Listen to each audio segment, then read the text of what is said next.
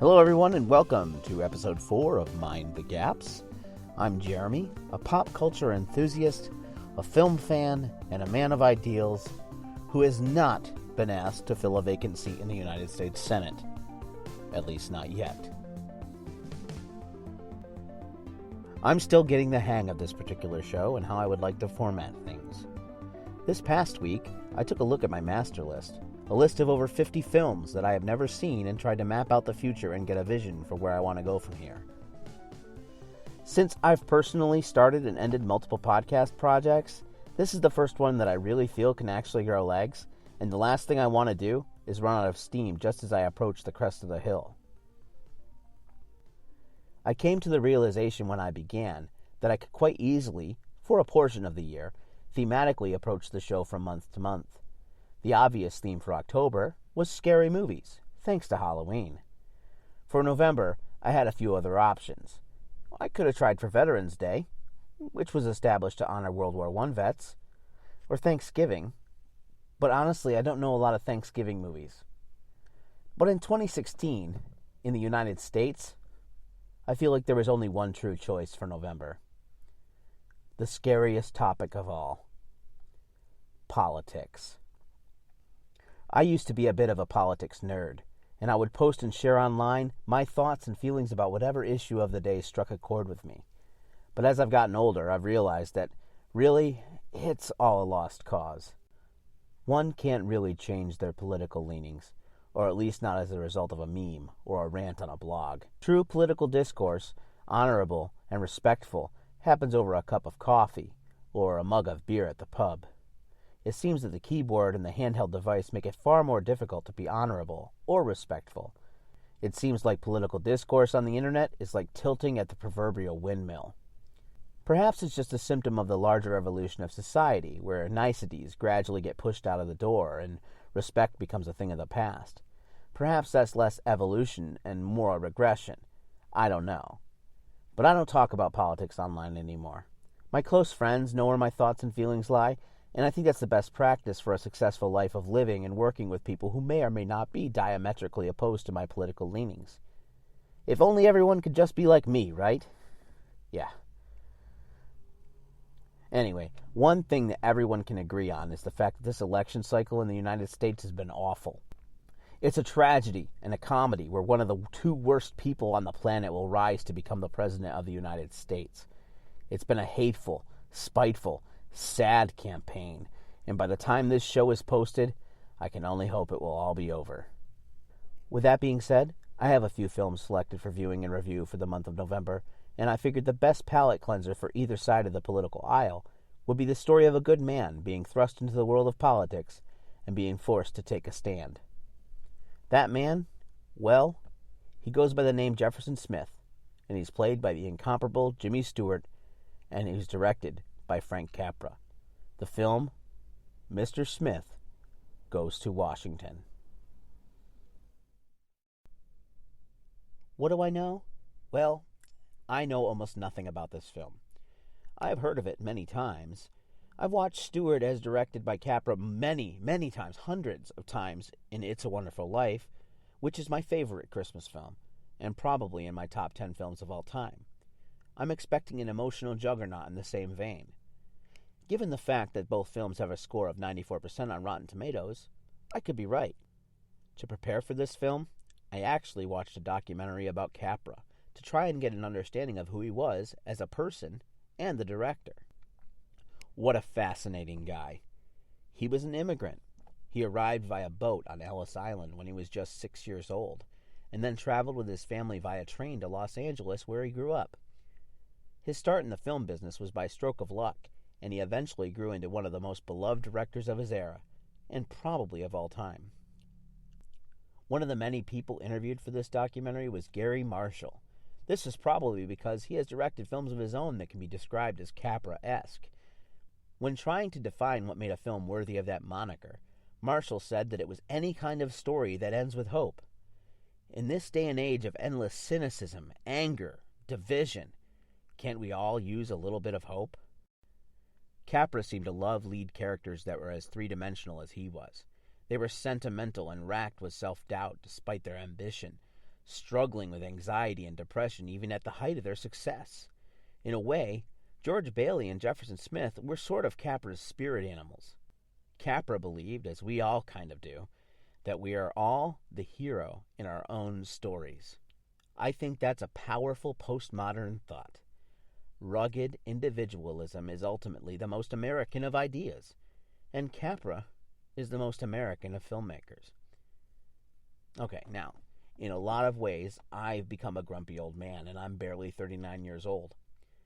I don't long for the days of racism, misogyny, and hatred. No, But I do long for the days of healthy debate, respectful disagreement, and honor. I long for the days where in defeat we stood up, brushed ourselves off, and walked away with our heads high and our integrity intact. Mr. Smith Goes to Washington was the last film that Capra directed for Columbia Pictures, which was his home for his entire career up until then, and it was his second film with Jimmy Stewart. It was released in the midst of war drums beating in Europe, and at the time, America wasn't quite sure where they would fall in the conflict that would eventually become World War II. The film premiered in Washington, D.C., and was absolutely hated and met with derision from Washington elites. Apparently, they didn't like the portrayal of unethical, corrupt politicians being presented on the silver screen. Some things never change. But America, the American public loved it. Everyone wanted to be Jefferson Smith, a man who stood on belief and moral integrity. Man, if Mr. Smith ran for president today, I'd totally vote for him. I think. Now, on to the film.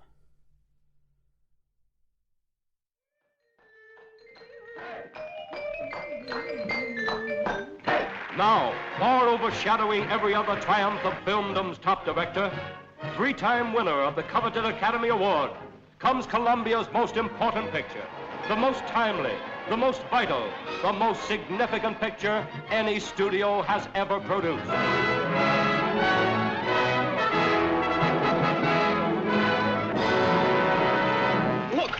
Look at the Capitol dome. It's all lighted up. Look at it.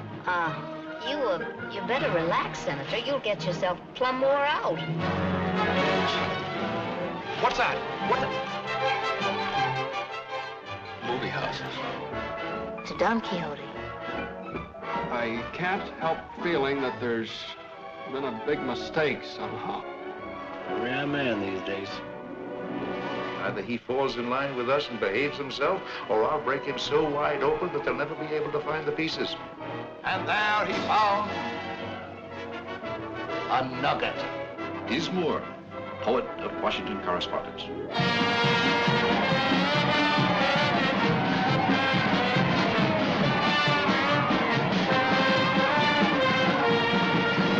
It's news when Frank Capra, master of human emotion, turns his camera on official Washington to capture all its deep human drama, to tell the amazing story of a small-town boy from nowhere who suddenly finds himself catapulted into the forefront of the day's news, playing a leading role in one of the nation's biggest dramas, finding romance and heartbreak in a picture that will make you laugh and cry, thrill you, touch you, get you by the throat. So you want to be a senator, huh? You go to build a camp on Willow Creek. See this? Deficiency bill. Section number 40. A dam going up where you think your camp's going to be. That's why they sent you here in the first place, because you don't know a dam from a bathtub. All right, sir, I guess I'll just have to speak to the people of my state from right here. And I'll tell you one thing, that wild horses aren't going to drag me off this floor until those people have heard everything I've got to say, even if it takes all winter. Filibuster! Filibuster! A filibuster! This is the miracle I wanted. What a yarn! Farrell, just get everything he's saying back to that home state, will you? This is Columbia's H.V. Kaltenborn again, back on the Senate firing line where history is in the making. Senator Smith has now talked for 23 hours and 16 minutes. But those tired boy ranger legs are buckling, bleary-eyed, voice gone. He can't go on much longer, and all official Washington is here to be in on the kill. Stop, Jeff, stop!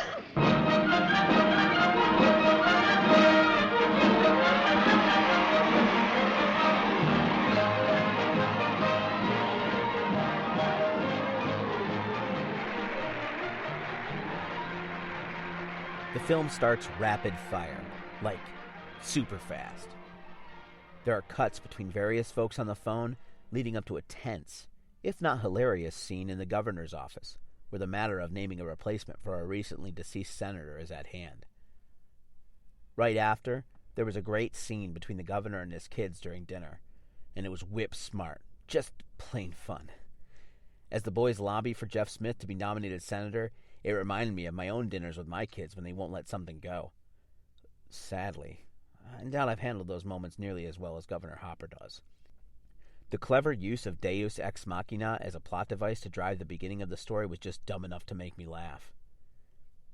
The wide-eyed wonder in which Smith takes in Washington, D.C. for the first time is awe-inspiring. Now, I've traveled through our nation's capital a few times myself. It really does never get old.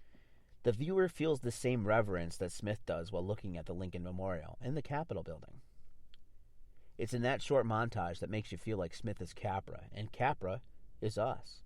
We are seeing this through the eyes of a man who was an immigrant, but also quintessentially American. Smith represents innocence and awe, hope and optimism in the face of cynicism. And the default setting for people in politics is cynicism, but Smith, or Capra, are not cynics. They are devout optimists. Sadly, the optimism is short-lived, as we are witness to Smith experiencing the corrupt nature of the media, where honesty, intelligence, and optimism are met with cynicism, derision.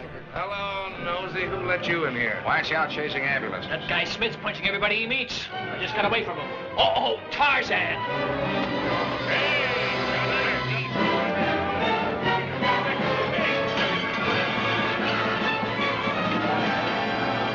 Boys, meet Senator Smith. You act like a man with something on your mind. Why don't you tell the people the truth for a change? Oh, the truth. The man wants the truth. The man wants the truth. What is the truth, said jesting Pilate, and would not stay for an answer. How do you want it, Senator? Dished out or in a bottle? The people of this country pick up their papers, and what do they read? Well, this morning they read that an incompetent clown had arrived in Washington, parading like a member of the Senate. You thought as much about being honest as you do about being smart. Honest? Why, we're the only ones who can afford to be honest in what we tell the voters. We don't have to be re-elected like politicians. For instance, we tell them when phonies or crackpots come here to make their laws. If it's the truth you want, what are you doing in the Senate? What do you know about laws or making laws or what the people need? I don't pretend to know. And what are you doing in the Senate? What's he doing? Why, honorary appointment. When the country needs men up there who know and have courage as it never did before, he's just going to decorate a chair and get himself on. Oh, but he'll vote. Sure, just like his colleague tells him to. Yes, sir, like a Christmas tiger. He'll nod his head and vote. Yes. You're not a senator. You're an honorary stooge. You ought to be shown up. Have a drink, Senator? I love that scene. It's also where we see great character actor Thomas Mitchell, who I immediately recognized as Uncle Billy from It's a Wonderful Life. And looking at his IMDb page, you can see he's in a few other films that are on my list as well. He was a busy guy through the 30s, 40s, and 50s. From that moment, the film sort of pivots to an education in the American legislative process. It's a civic lesson with romantic tension overtones. Mr. Smith, he's an ideologue who, despite his confrontation with the cynical and deceptive media, still has a cause that he believes in, even if it seems lost. Stewart is so charismatic in this role. Now, granted, I already loved him as George Bailey, but watching him deliver his speech about his bill for a boys' camp, it's very easy to fall in love with him again, watching through the eyes of his co-star, Jean Arthur. They have great chemistry on screen, but I'm not impartial. It's hard not to wish that he were sitting across from Donna Reed. But it's still fun to watch, because they are both really good in their roles. From a technical standpoint, I really dug the camera angles that were used in the Senate chamber. The cinematographer uses a slightly low angle, an angle used to create the image of size, an angle famously used to depict Hitler as a godlike figure by Leni Riefenstahl. It's used in a much different way in this film. Smith, a junior senator, comprised of one big bundle of nerves, is shot from this low angle as he reads his first bill, and is met with a mixture of applause and not-so-polite laughter. This is why